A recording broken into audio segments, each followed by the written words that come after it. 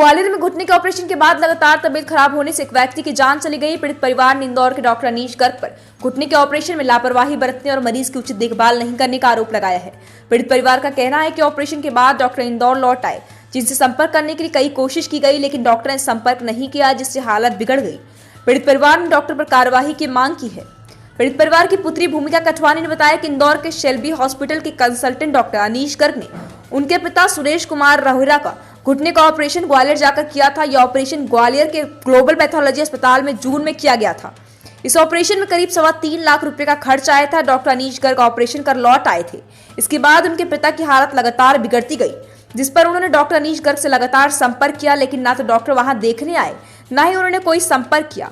घुटनों में पस भरने के फोटो डॉक्टर को भेजे, लेकिन डॉक्टर की ओर से कोई रिस्पॉन्स नहीं मिला।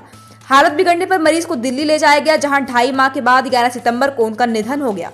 वहां के डॉक्टर ने बताया कि घुटने में हुए इन्फेक्शन के कारण शरीर के कई अंग डैमेज हो गए थे। ग्लोबल इंडिया टीवी के लिए इंदौर से मेघा जैन की रिपोर्ट। ऐसा क्या हुआ था और उनकी मृत्यु कैसे हो गई, इसके बारे में मुझे जानकारी दीजिए। मेरे पिताजी का ऑपरेशन हुआ था ग्वालियर में, जो कि डॉक्टर अनीश गर्ग, जो शेल्बी हॉस्पिटल में कंसल्टेंट हैं, उन्होंने किया था। मेरे पिताजी का ऑपरेशन हुआ था घुटनों का, जो TKR नी ट्रांसप्लांट का ऑपरेशन था। वो हुआ था ग्लोबल हॉस्पिटल ग्वालियर में, जो कि इंदौर के डॉक्टर शेल्बी हॉस्पिटल के कंसल्टेंट डॉक्टर अनीश गर्ग ने किया था।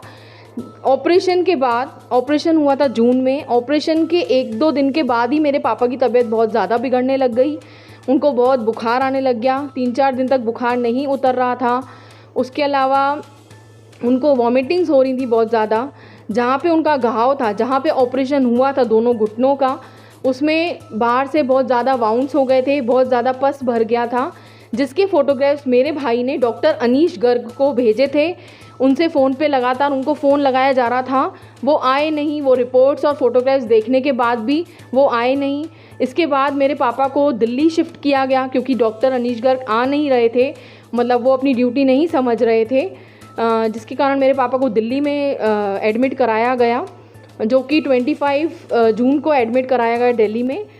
उसके बाद वो 2.5 महीने तक संघर्ष करके आखिर 11 सितंबर को उनकी डेथ हो गई। उसके बाद उनको, मतलब वहाँ के डॉक्टर्स का कहना था कि उनके पूरे शरीर में उस घुटनों के इन्फेक्शन के कारण पूरे शरीर में इन्फेक्शन फैल गया था, जिसके कारण लंग्स, किडनी सब ज़्यादा मतलब ख़राब हो गई थी, डैमेज हो गई थी। उनका बाथरूम नहीं आ रहा था, उनका खाना पीना बंद हो गया था। उनकी स्थिति बहुत ज़्यादा गंभीर होती जा रही थी दिन पे दिन।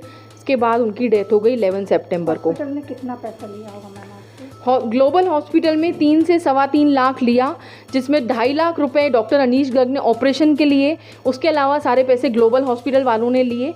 लेकिन फिर भी मेरे पापा की देखरेख अच्छे से नहीं करी गई।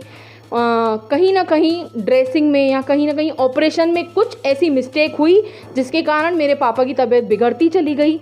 मात्र एक घुटने के ऑपरेशन से उनका शरीर इतना ज़्यादा इफेक्टेड हो गया, इतना ज़्यादा इन्फेक्शन फैल गया कि वो ठीक ही नहीं हो पाए। दिल्ली में शिफ्ट करने के बाद आपने डॉक्टर अनीश गर्ग से बात करने की कोशिश? हमने बहुत नहीं, दिल्ली में उन्होंने हमको फ़ोन नहीं किया, लेकिन दिल्ली जाने से पहले हमने उनको कॉल्स किए थे, उनको रिपोर्ट्स भेजी गई थी, फ़ोटोग्राफ्स भेजे गए थे, लगातार संपर्क करने की कोशिश करी थी, पर उन्होंने आना ज़रूरी नहीं समझा और वो आए भी नहीं। उसके अलावा उन्होंने डॉक्टर्स को वहाँ पे किसी भी एक स्पेसिफाइड डॉक्टर्स को अपॉइंट नहीं किया था इस केस की देखरेख के लिए, ना उन्होंने किसी भी डॉक्टर से कोऑर्डिनेशन बिठाया था कि इस चीज़ को देखरेख किया जाए। मैं पूरी तरीके से जिम्मेदार मानती हूँ डॉक्टर अनीश गर्ग को मेरे पापा की मृत्यु के लिए। Thank you so much. Thank you ma'am.